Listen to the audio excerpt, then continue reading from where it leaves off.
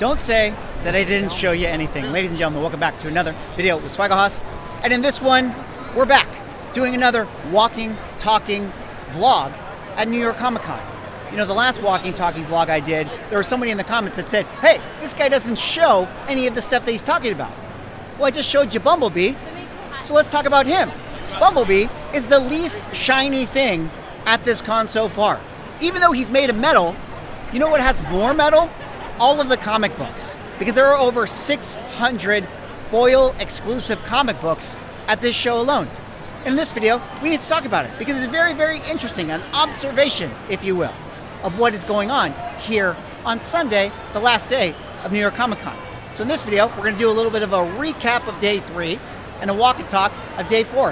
How do you like that for a New York view? I have a list, again, of things that I want to talk about. Like I already said, we're talking about foil so far. New York Foil Con. That's what this place is. It's incredible. Can somebody tell me where all the exclusives have been this year? Oh wait, don't say anything. I know the answer. They're in New York. They're all here, being sold on eBay Live right now. Or CGC, being dropped off here. Again, see, I talk about stuff while I show it to you guys. Anyways, let's get back on topic. All the foils, all the exclusives are here, and they are selling like hotcakes. Have you guys seen the prices of the Peach Momoko Spawn variant? What it's going for right now on eBay? You know what? If I could get $300 out of that Peach Momoko variant, I might punch a collector too. I might do that. If it can write off my hotel bill, I 100% would choke a collector. But guys, is it really that serious? Why is it that Peach Momoko Spawn variant covers sell for so much? There's over 1,000 of them. Do we think that it will sell for that price a week from now, 2 months from now, 6 months from now? Can you guys name the exclusive that came out of New York Comic Con in 2015? Do you guys know what that book is? I don't either. But guess what? Nobody cares because they want to buy something now. They're here. They have the money in hand and they want to walk away with the experience. You could go to a vintage vendor like this, a vintage comic book vendor, and you could take your budget that you may or may not have, which by the way, I spoke to, let's say a pricing service thing that told me about that they have analytics that tell them what the average consumer at New York Comic Con will spend on a comic book at a show. And they say the average collector can spend $200. So if you have $200 to spend, what are you gonna do? Buy a Tech 31? Absolutely not. Which by the way, there's like 7 Tech 31s here, so rare. You're gonna spend that money on exclusives. Because even if you know that spending $200 on a vintage comic book is quote unquote better, it's more festive to buy the New York Con exclusive. Would you guys rather have a king-size Snickers for Halloween, or would you guys rather get corn candy? Everybody wants corn candy during Halloween. Same idea. Swag, what other stuff do you want to talk about? Can we talk about Todd McFarlane? Todd McFarlane is the GOAT. And you know what he said? He gave a shout out to Comic Tom. That was pretty cool. Big moment for Comic Tom. Big moment for Todd McFarlane. Do you know Todd McFarlane was like the original influencer? He was like Wizard Magazine. He's like the OG FOMO guy. If Todd McFarlane were starting today, he'd be a YouTuber. And everybody would get mad at him for creating Spawn. That's the world we live in. Speaking of exclusives and influencers, you know that being an influencer gets you nothing, okay? I wanted to wait in line to get the Magic the Gathering Marvel card drop, which actually came out just the other day and have Wolverine and Storm on the cover, and there's a counterspell with Doctor Strange. I like Magic. I'm a big Magic the Gathering fan, and I wanted to have it, and I could not use my influencer powers to get into the line. Shout out to Neo Cards and Comics. He got in the line and he got cut off. What good is having a YouTube channel if you can't get first access to all the people that give away stuff? Bird City. What's going on? So anyways, the whole thing about this is, why can't I get the free stuff? You can't do it because you have to wait in line. And that's what this place is. So Marvel doing the Magic Gathering thing, it's a big deal. Already selling for crazy amounts of money on the secondary market. And I think I'm going to do more reports on that later on in another video, another time this week. You know what I did get to go to? I got to go to the Whatnot party. There ain't no party like a Whatnot party. Whatnot parties are a lot of fun. They don't have baby oil at them. They're not that kind of party. But they are a lot of fun. You know why people are having fun at Whatnot parties? Because they're streaming on their Whatnot accounts, ripping open Whatnot packs, and pulling red foil Ultimate Spider-Man #1. Did you guys see that? Somebody got the Ultimate Spider-Man #1 red foil. I am eagerly anticipating that thing being listed on eBay. I would love to see what that thing sells for. They actually had it at the Whatnot party slapped in a CGC 9.8. CGC, what's up with a 9.9? The other books got 9.9s, but that one didn't get it. Anyways, it is very cool to see that, and I'm very interested to see what kind of money people spend on it. There's more art stuff. See, I show you guys things. I show you guys things while I'm talking about it. Swag, what else is going on?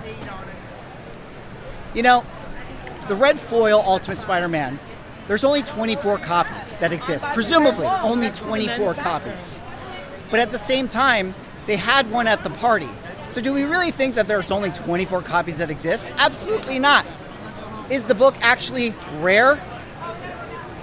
I don't know. But you know what is rare? You know what the rarest thing at San Diego Comic-Con is? Not San Diego Comic-Con, New York Comic-Con. You know what the rarest thing is? Seats. Seats are the rarest thing at Comic-Con. If you could get a seat and make it exclusive and throw it in a slab, you'd be able to sell that thing for a lot more than you'd be able to get for a non-foil comic book. That's pretty impressive. There's an epidemic of seats missing from Comic Cons. These poor people that are wearing all their cosplays, they're all sitting on the ground. Look at this ground. Look at how dirty it is. We need more seating. So, little idea for you comic book vendors out there. Next year you may want to consider making an exclusive seat. Be a hot selling item. What else? Let's talk about comic book vendors for a second. The vintage vendors, the stuff you guys really want to hear about. How did they do today? Of the vendors I talked to, they actually did pretty well. A lot of comic book vintage vendors were saying to me, hey Swag, I sold a lot. Check out all my empty bins. A lot of people buying comic books once again. This has been a very, very populated show. There's a lot of people all over the con floor. I'm having a very hard time filming, walking, and talking. Hopefully you guys are enjoying the view. There you go. That's another comic book vendor. I just showed you. I show you guys things while I walk and talk. All right, let's get back on track here.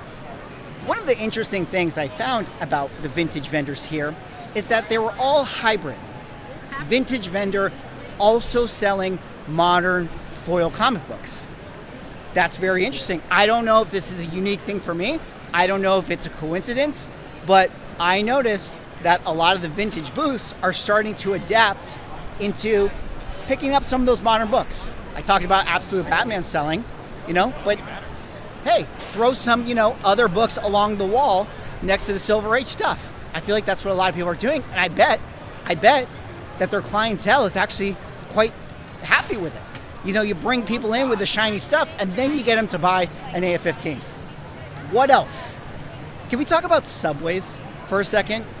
Okay, guy on the subway. I know you don't want to hold the rail. I know that there's a bunch of boogers and piss all over it. I get it, okay? I don't want to get sick either. But if you're on the subway and you get shook from the train and you fall onto me, one time is okay. But after the first time, you lose all non-holding rail privileges. You lose it, okay? You have to, immediately after you get shook, grab the rail again. So the second time you fall on me, that's not okay, okay? I know I don't want to touch the weird, dirty rail too, but at the same time, if you fall twice, you lose your privileges. So guy on the subway, grab the rail. Last up, VV drop. My comic book came out on VV, okay? We had the drop. Over 1,000, 1,500 sold in like the first hour. Can you think about that? You know how many books that is? It is a crazy amount of comic books that sold digitally, all within the very first second of it dropping. There's more people that bought the digital version than would even consider backing my Kickstarter. So what does that say? It says that VV is very important, that digital is very important, and that things are changing in comic collecting buying behavior out there in the market. Last up, PSA. Let's finish out with them. PSA was here once again. Here's their booth. And they had their comic book. It was graded. They actually had grades on the book. I inspected those grades. And let me just say, I'm looking forward to everybody criticizing PSA's grades once they actually roll out their business. Because just like CGC, just like CBCS, there is no perfect system. There is no perfect grader. Everyone is going to critique it. And I also saw Newton rings on the thing. So they have a lot of stuff to figure out as well. But hey, they're here. Their labels need improvement, as we've already discussed. And I would show it to you guys, but I want to piss off the person who didn't like that I didn't show them stuff at New York Comic Con. And also, place is closing. It's shutting down. They're kicking us out. I've done a lap like 2 times. I was trying to go down the escalator, but I couldn't do it because there was a line there. I don't know why. I wanted to show you guys Artist Alley. So PSA was here. Maybe more on that in another video. What else, Swag? Let's talk about the rest of the show. What else can we discuss before we head out? CGC. They are a massive presence. They're huge. They probably sell more signed books than anything else in their business. I wouldn't be surprised if the majority of their revenue comes from remarked comic books, which is an important thing to remember for us old school collectors. That it's really not always about the vintage book getting the crazy grade. Sometimes it's just about the collector wanting to have that thing in the piece of plastic as a token, a reminder of their time at New York Comic Con. I certainly will have a token reminder of my experience at New York Comic Con, and I will enjoy it. I didn't buy anything, because have you seen the prices of Peach Momoko variants, as we already discussed? But I have this, my list of things that I want to talk about, and I'm all done with them. So I'm going to stop talking now. I wanted to take you guys to Artist Alley, but it's a giant line to get down the escalator, and I don't want to wait in it. And everyone's looking at me as I talk to the camera. So there you go. Anyways, that's all I got for this video. That was my day 3, day 4, quick recap, walk around, where I show you guys stuff. Look. Here's some Ninja Turtles. Those are pretty cool. Would you guys like my walking, talking vlog to be like a video you would watch on a travel bus in Europe? Give a shout out to the people. How you doing? Swagger Horse, what's going on? What's going on? See? I show you people in attendance. I show you guys premium collectibles. So there you have it. Anyways, that's all I got for this one. Thanks so much for watching. Like, comment, subscribe. See you on the next New York.